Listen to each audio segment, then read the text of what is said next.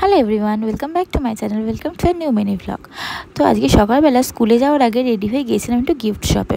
কিছু গিফটস কেনার ছিল, কারণ আজকে আমাদের স্কুলের একটা দিদি তার ছেলের জন্মদিনে আমাদের সবাইকে ইনভাইট করেছিল।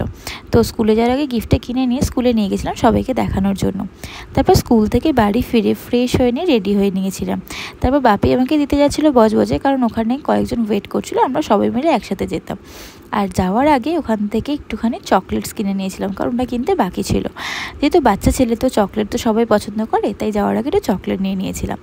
তারপর আমরা সোজা অটো করে গিয়েছিলাম বেহালা চৌরাস্তায়। আর ওখানে তো আগে আমার কলেজ ছিল, তো জায়গাটা দেখে বেশ ভালো লাগছিলো, অনেক বছর পর গেলাম তো আসলে, তাই জন্য। তারপর ওখান থেকে সোজা চলে গেছিলাম বার্থডে ভেন্যুতে। ওখানে বেহালার ওখানে একটা হোটেল আছে সপ্তপদী, তো ওই হোটেলটাতেই বার্থডে ইনভিটেশনটা ছিল। তো ফার্স্টেই নিয়ে নিয়েছিলাম স্টার্টারে পনির আর চিকেনের একটা কিছু রেসিপি ছিল, লঙ্কা পোস্ত মুরগি। দুটো স্টার্টারই বেশ ভালো ছিল।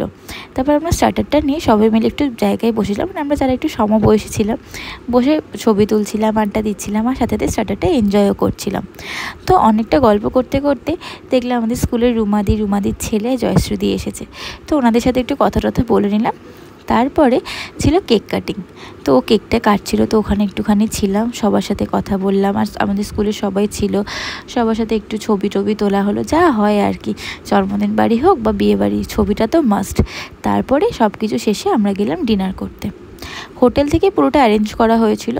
তো ওখানে ডিনারে ফার্স্টে ছিল হচ্ছে স্যালাড, তারপরে ছিল লুচি, তার সাথে ছিল হচ্ছে আলুর দম, তারপর ছিল হচ্ছে ফিশ ফ্রাই, পোলাও আর মাটন কষা। পোলাও আর মাটনটা আমার বেশি ভালো লেগেছে, লুচি দিয়ে মাটনটা খেলে বেশ ভালোই যেত, মাটনটা অ্যাকচুয়ালি খুব ভালো হয়েছিল। তারপরে ছিল ডেজার্টে বেশি কিছু আর খেতে পারিনি। তো যাই হোক, আজকে ভিডিওটা এতটাই, ভালো লাগলে সাবস্ক্রাইব করো, বাই।